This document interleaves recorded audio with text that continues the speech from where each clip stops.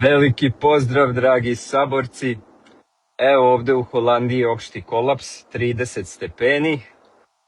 Sve je zatvoreno, firme su poslale zaposlenima radite što manje, jer se plaše da će se razboleti usled pregrevanja, pošto su ovde to neshvatljive 30 stepeni je neshvatljiva temperatura.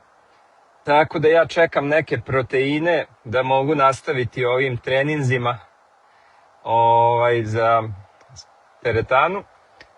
I već 5. dan mi obaveštava, kaže dolazi sutra pošta, u poštu ti paket dolazi u 3 sata i onda sutra dan ponovo, a u Holandiji i 1 minut ako zakasni paket ili autobus, to bi bio skandal.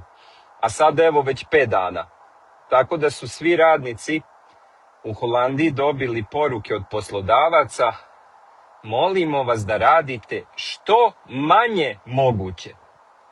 Pazite, kad bi u Srbiji mi doživeli da ti poslodavac kaže molim te radi što manje, jer se plaše da će onda otići na bolovanje, a ovde nema kao kod nas da lekar izdaje potvrdu, nego samo javiš, kažeš bolestan si i ovde se veruje, da kažem, na reč. Jedino ako to traje sad jako dugo godinama, onda ima neki pregled kod doktora, ali inače ovde doktor ti nikad neće ni savetovati nemoj ići na posao ili idi, nego ti sam odlučuješ kako se osjećaš, ti javiš tvom ovome, doktor se u to ne meša. Tako da drugačije nego u Srbiji.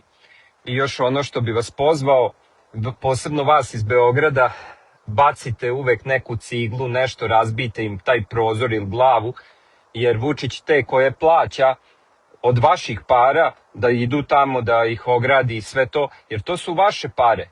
Znači oni vama uzimaju direktno iz džepa i normalno da ćeš da ga pljuneš, da ga udariš, da ovo, da ono.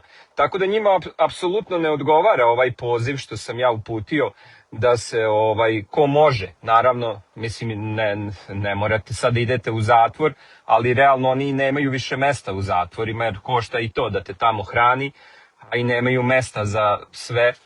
Koliko je sad protivnika, hvala Bogu, 70% vas je protiv napokon. Tako da pokušajte da odradite nešto, jer kogod je pozivao na mir od ljudi tamo na ulici kada smo protestovali, a ja sam 20 godina proveo i više na ulici, režim ih je sve nagradio da budu odbornici, ovo ono, jer su smirivali masu. Tako da njima apsolutno ne odgovara dizanje tenzije, ne odgovara im da im neko kaže ako dođeš u Beograd, za tu dnevnicu će ti neko razbiti glavu, i onda nas i ovi iz opozicije ubeđuju kao mi koji pozivamo na nasilje, mi radimo za Vučića. Ne, treba izlaziti na ulicu, treba ići na svaki protest, treba biti jedinstven, treba pokazati da se ne plašiš, treba im reći ako odeš u Beograd da uzmeš dnevnicu od mojih para koji ti Vučić daje od ukradeno iz budžeta, možeš dobiti i da budeš pljuvan, polivan, da padaju sa tih visokih zgrada cigle. To sve treba raditi, to je rađeno i za vreme Miloševića, pa je Milošević pao. A niko od nas tad nije govorio njihovi ti autobusi, ja znam iz Kertes Varoši, iz Bačke Palanke, svi autobusi se uvek vraćali iz Beograda razlupanih stakala. To smo mi sad odjednom kukavice, a tad smo bili hrabri. Što su Rumuni mogli da preuzmu protest u Bukureštu, a mi sad kao ne možemo? Mislim, što su Rumuni hrabriji od nas? Što mi prihvatamo to da smo kukavici? Ne znam, ja to ne mogu da razumem. Uvek sam na protestu bio u prvom redu. Nikad se nisam povlačio. Uvek sam se tukao. Dobio sam i modrice, pendreke, 1000 puta. Još kao dete i sad ću da kažem kao odrasla osoba i neko ko ima i duplo više kila nego tad i sve, da se povučem ili uplašim. Ja da sam tu da mogu da pređem, ja bi otišao i u taj Ćaciland i provocirao i pitao i tukao se i bio ponosan, i ako izgubim u toj tuči šta ima veze, bitno je da čovjek pruži otpor, da uradi ono što je do njega.